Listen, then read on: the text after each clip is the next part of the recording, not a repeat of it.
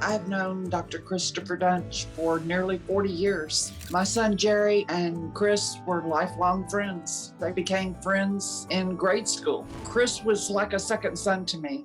Years ago, my son Jerry was in a car accident and he was in constant pain, needing surgery in his neck. My son thought Chris was qualified to do the surgery that he needed.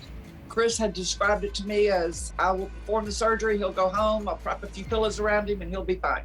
The day of the surgery, I spoke to Chris several times. When the surgery was over, Chris said that he had sent Jerry to ICU, and I was alarmed. He informed me, I'm the chief surgeon here, I can do whatever I want.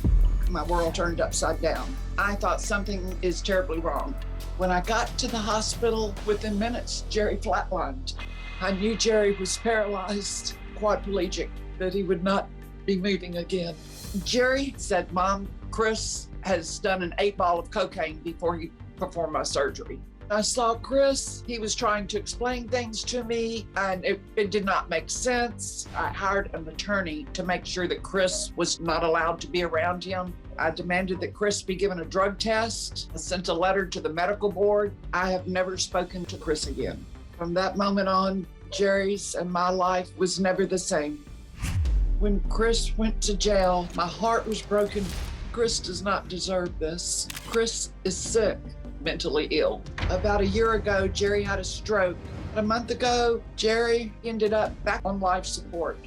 Jerry would have never wanted to live like that. I had to take him off of life support.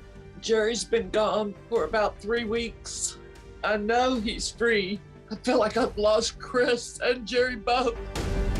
You say that you don't blame Chris for what happened.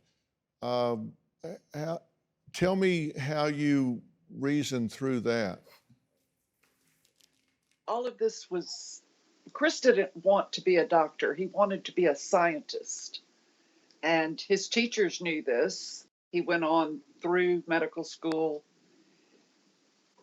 He shouldn't have ever been let out of medical school because he wasn't qualified. He was a wonderful scientist, but a doctor, he was, I now know, never qualified. But you do know that he did know right from wrong, and he did, by his own free will and conscious choice, arrogantly, belligerently, without remorse, go out and victimize people, including your son. Yes. I think all that was caused from a mental illness. And I think at some point he just snapped. And I think that time was gradually coming. I didn't see it. I wasn't around him when he was in Dallas, but I think it just all exploded at once. You blame the system for not containing him. Absolutely. You've read the memos and stuff where he says he's a stone cold killer and somewhere between Einstein and God. How do you square those things up with him not being responsible? All of those things were, I discovered them after all of this happened, not before he did the surgery. Yeah, of course. Oh, of course. But you know them now. Does that change how you feel about this man that you described as your kind of second son? I know how mental illness acts.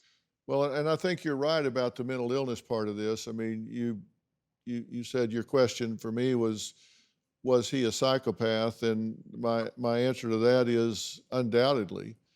I think he was narcissistic. I think he was a psychopath or sociopath, whatever term you want to use to describe that set of behaviors. And Kay, as Linda says, if somebody stepped up and rang the warning bell on this, a lot of lives and a lot of suffering would be saved, right? The things that you would need to know as a good consumer are not available to the public. And Right. This is something that we must change. We have to get the secrecy out of healthcare. It's got to be more transparency. Yes. Well, coming up, we'll meet one of Dr. Duntsch's defense attorneys, and what she has to say may surprise. Do you have a story or a question for me? Click the link in the description and tell me what in the world is going on.